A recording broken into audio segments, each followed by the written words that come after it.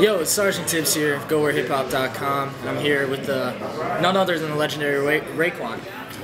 Sir, how you doing today? What up, bro? How you feeling? Good, good, good. So, let's get right into it. We got, the album on the way, Yeah. Only Built for Cuban Linx 2. And, with the first being so critically acclaimed for its cinematic storytelling, can longtime fans kind of expect sort of a similar cinematic quality this time around? And if so, what sort of imagery would you be painting? Well, this one is basically, like you said, the key thing is cinematic. I made sure that this production allows us to give y'all the cinematic that y'all been looking for. As far as lyrical games and things like that, we're always gonna come across correct. You know what I mean? So it was definitely a good run making this, man. It's a masterpiece, and it definitely has its own dimension of itself, but it still gives you that feeling of the first one. So I would say, on a scale of 1 to 10, this is a 15. Nice. Real talk, you know what I mean? Yeah. Because everything you said in a sentence is what I remember doing on the first album, so I automatically knew the production has to take me here. Yeah. You see what I'm saying? And still keep it hip-hop, like, you know what I mean? Not so much of worrying about what today's sound is. It's what y'all felt y'all liked then. So now I'm gonna go back into that box. And we came up with something real classical, man. Yeah, that's great. And you got the production, as you were saying, you got some legendary names on there. Yeah. Such as Dr. Dre, the late J Dilla. And of course your fellow Wu members, right? Yes, of course. The RZA, the RZA definitely came in. You heard the new Wu record. He always has it. He just makes you work for it, you know what I mean?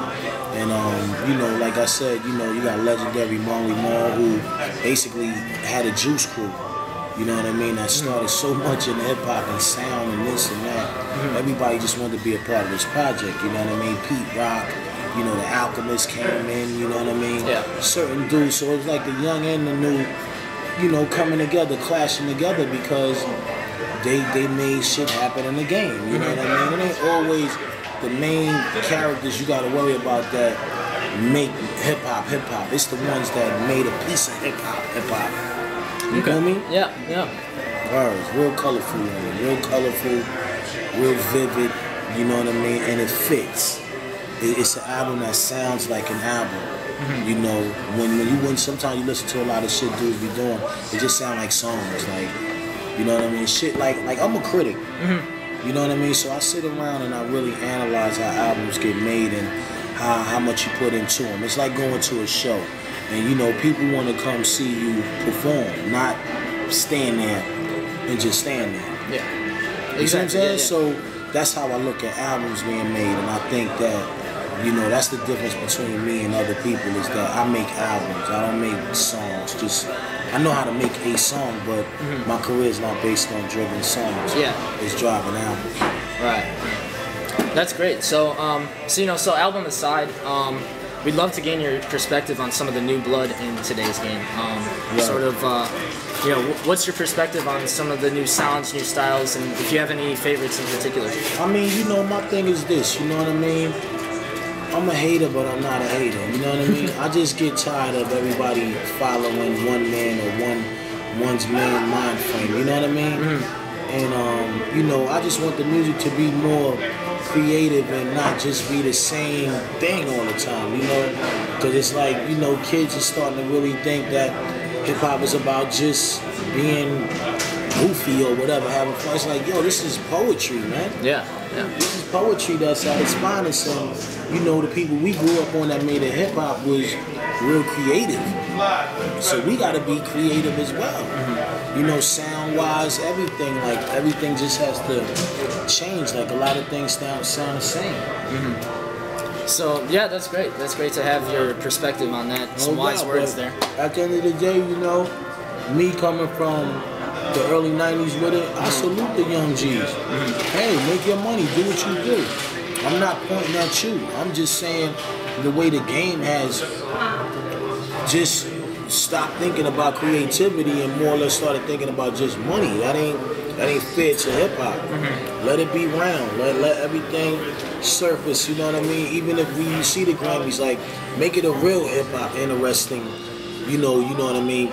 Poll or whatever you want to do. Right. A nomination. You know what I mean? There's dudes that's out there working hard. Everybody may not have the big background in the scopes or Def Jams or whatever behind them, so they don't get a shot at the title. Yeah. You feel me? Like, who are you to say that he can't be in that nomination? Like, who makes these rules up? That's just, it ain't enough, man. It ain't enough to satisfy. So switching gears one more time, we got another upcoming talent that I think you're a fan of is Melanie Fiona. She last time we talked to her, she was very excited that you jumped on her single "Give It To Me Right."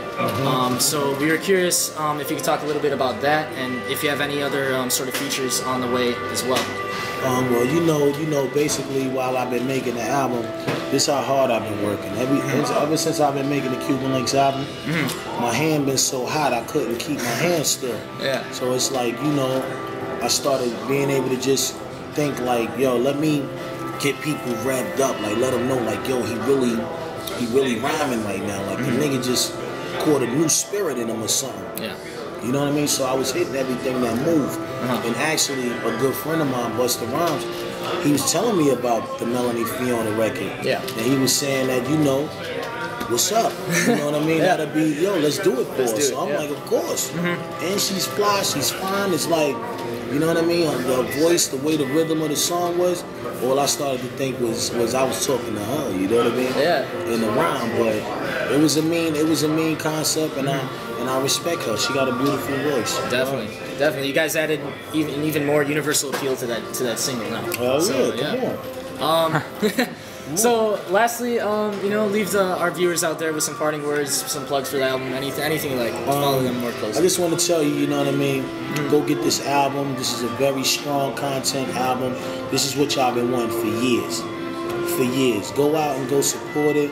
You know what I mean? Same way how you got a family, I got a family. I go to work for you, I lose sleep. Go support a real brother, you know what I mean? You're gonna hear the quality in it. You know, if you can't get to a store, hit iTunes up. You know what I mean? All that get charged to the game, to me. Oh yeah. So just support me, man. I worked hard on it. It's yours. I took y'all constructive criticism, and that really made me a stronger artist again. So I think a lot of artists need to pay respect to the fans and the people that paved the way. So love is love. I'ma see y'all on tour. You know I go everywhere. If I say I'ma be there, I'ma be there. So it's all real, man. Chef Raekwon, man. Only built for Cuban Linx Part 2 in stores in a couple of weeks. You've been waiting for years. In a couple of weeks. Go get your copies, man. Peace.